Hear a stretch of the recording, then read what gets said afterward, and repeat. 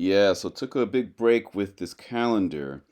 We're gonna let Qbert get like a 6 month lead, and then we're about to start dropping within the next week.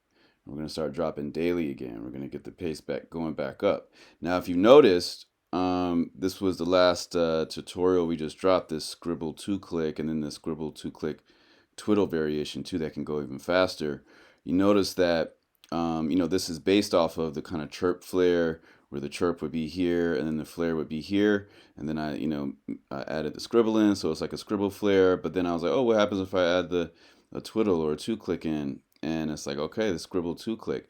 Now you notice that it's going, the vinyl hand movement is the exact same as Qbert's new tutorial. So now we have conclusive proof that, my notation, that not only is Qbert using my notation, but he's actually, aware that we're both competing with calendars with his note cards, and I'm doing my, calendar thing. I think he's doing like a 13-month note card thing, and I'm doing a 365-day calendar thing. That's also going to turn into an app. So you're going to be able to trigger all these 365 tutorials. So it's going to be a 365-day calendar app. As well as, a bunch of different permutations. The actual calendar that can go on your wall. There's going to be a lot of different permutations of this. But I'm taking it slow because if you notice, Qbert's kind of been kind of slacking with his note cards because he's been actually kind of covering a lot of cuts that he already covered. All his note cards aren't necessarily unique scratches. Sometimes it'll be, him scratching over a beat or something like that. And, but what we're doing is every single 365-day one is an actual new scratch, an actual, or like a micro combo. So that's what we're focusing on now is like micro combos, kind of like the chirp flare. And also, you notice we're keeping everything open fader at first. I'm going to get into, closed fader stuff and transforming and all different types of variations. But, for the first 100, 200 days, we might probably be all open fader. Just because I'm personally very much a open fader type of person. And I think that, if you're trying to go, it gives you a lot more options and a lot more funk when you're going with open fader. Transforming is dope too, but transforming has just a lot less rhythmic options a lot of times, right?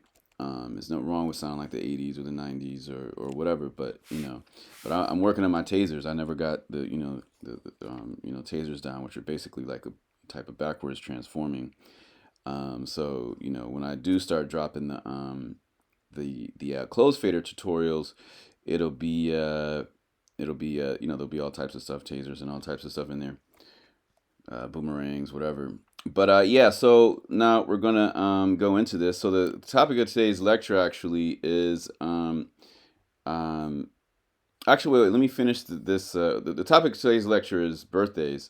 That DJ Qbert and DJ Disk both have the same birthday. But we're gonna go back to this post right here. So yeah, I posted. Anybody notice Q's new tutorial is based on the same as our new tutorial? Very cool. Ours is a scribble two click, aka tip orbit, that can be a scribble twiddle. Q's is very cool, a double chirp to crescent flare. My cut can go much faster, however, due to the spacing of the clicks. We will restart the calendar this month. Gave Q a half-year start. Already in our 50 or so days, I dropped a lot of new cuts Q has never done. I was able to create a whole new realm of combos based on changing the classic chirp flare to lots of hybrids by replacing the chirp with the scribble and the flare with other cuts. This is exciting.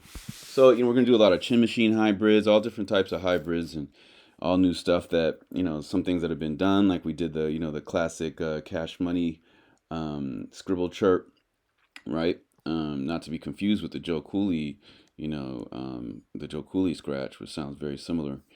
But yeah, so we're gonna be dropping lots of stuff. All right, so let's get into Qbert's response to this, because actually Qbert responded to it, and he says my notation. Oh, okay, yeah. So my Twitter post was like or X, I guess it's called X now, right? My Twitter notation is being used by DJ Qbert. Notice the vinyl hand movement of this one of ours is the same as the most recent scribble orbit. This cut is rad. So back to this, you can see the vinyl hand movement going forward, back, forward, back, forward, back is the same as forward, back, forward, back, forward, back. So it's two little babies and a big baby underneath. So this is two chirps, or you could call it like an M chirp. and this is a crescent flare, right? It's a flare with a little click at the top like a chirp, right? This is one of Qbert's signature scratches that he invented. So actually, my next tutorial, I think I'll probably actually drop a chirp wah, because the wah scratch is a scratch that I showed Qbert at Virgin Megastore in 2000. Y'all have seen that before. You can just look up the wah scratch, WAH. And yeah, so I'm probably gonna I've been fiddling with that, little chirp to wah thing. So it's gonna fit in kind of like this, but it's gonna be a chirp right here, and then a wah right here. So these next kind of tutorials, a lot of these I'm doing like a little one and a big one squished into a combo. But we're gonna do some like 4-click tangents, 5-click tangents, 6-click tangents. We're gonna go ham on all this stuff. You know what I'm saying? So it's gonna be 365 days of actual unique scratches. You know what I'm saying? And then we're gonna go through and go back and critique Qbert's tutorials, because sometimes not the tutorials but the actual notation, because sometimes like he might do a tutorial where the scratch actually isn't lining up with what he's doing. You know what I'm saying? So it might be like, oh look, he's doing something and he's doing a 3-click, but there's only 2 clicks in it, or there might be 3 clicks in it and he's not doing a 3-click or something. But so we're gonna, just like how we did the first month and reviewed his stuff, we're gonna review every month. But we're gonna start very, very soon. So let's get back to the birthday thing now. Let's see. Oh wait, let's go to Q's reply. He said the chirps and croissants. That means the double chirp and crescent flare. We're gonna cover this scratch too. We're gonna cover the scratches that he does too, just like how we already covered the chirp flare. We covered the crescent flare. So in the future, we're gonna cover the chirp croissant. Or technically you could call it a M chirp crescent or something, to not be redundant and try to make it like a smaller name. When I made the matrix, I wasn't trying to just make a billion new names. I was trying to use all the names that were already there and fuse things instead, because the more names you make, the more it kind of gets like if you're counting Japanese, it's like ichi ni san shiko roko nana hachi kyuju, and then if you're counting to 1,000,000, and it's just like ichi ju ju ju ju, you just keep adding you just say the numbers. You don't have to learn new numbers, and that kind of makes English a lot more complicated, because we always have to we have a lot of specific things and specific names for numbers and things like that. Like I'm teaching my son how to count past 20 and stuff now, and he gets confused with some of the teens, especially like 15 and 16. He gets confused over there because it's not like 15 or 16. It's not intuitive. You know what I'm saying? English counting isn't intuitive, whereas Japanese counting, is intuitive. You know what I'm saying? So let's read what he says. Qbert says, chirps and croissants with cut professor, and it don't stop. Every day a new scratch card for a 13-month calendar. Yeah. Oh, he changed it actually. Actually, he changed it, but oh no. Let's see. Show more. Let's see.